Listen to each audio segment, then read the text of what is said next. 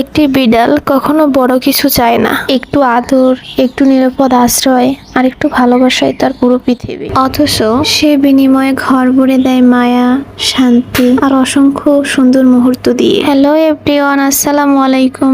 আজকে আমার বিড়ালের ডেলিভারি জার্নিটা কেমন ছিল সেটাই তুলে ধরলাম একটা মিনি ব্লগের মাধ্যমে। পার্সিয়ান বিড়াল প্রথম পালিত করছি, আর এ বিষয়ে আমার কোনো ধরনের অভিজ্ঞতা ছিল না। যতটুকু শিখছি ইউটিউব দেখেই শিখছি। আমি যতটুকু জানি বিড়ালের বাচ্চা হয় 65 কিংবা 71 দিনে, কিন্তু আমার বিড়াল বাচ্চা দেয় 63 দিনে। আমি কোনোভাবেই বুঝতে পারিনি ওর ডেলিভারির সময় হয়ে গেছে। হঠাৎ করে হওয়ার কারণে আমি প্রথম বাচ্চাটা কোনোভাবেই বাঁচাতে পারলাম না। প্রথম বাচ্চাটা মারা যায়, দ্বিতীয় বাচ্চাটা আমি বাঁচাতে পারছি, কিন্তু ওর পেটে তৃতীয় বাচ্চাটি থেকে যায়। আমিও কোনোভাবে বুঝতে পারিনি। পরে আমি ডক্টর কাছে নিয়ে যাওয়ায় ডক্টর বলল ওর পেটে আরেকটা বাচ্চা আছে। তারপর ডক্টর অপারেশনে নিয়ে যাওয়ার পরে বাচ্চাটা মারা যায়। প্রথম দিন অনেকটা অসুস্থ থাকলেও দ্বিতীয় দিন যখন ড্রেসিং করতে নিয়ে গেছিলাম তখন দেখলাম আমার বিড়ালটা আলহামদুলিল্লাহ অনেকটা সুস্থ ফিল করতেছে।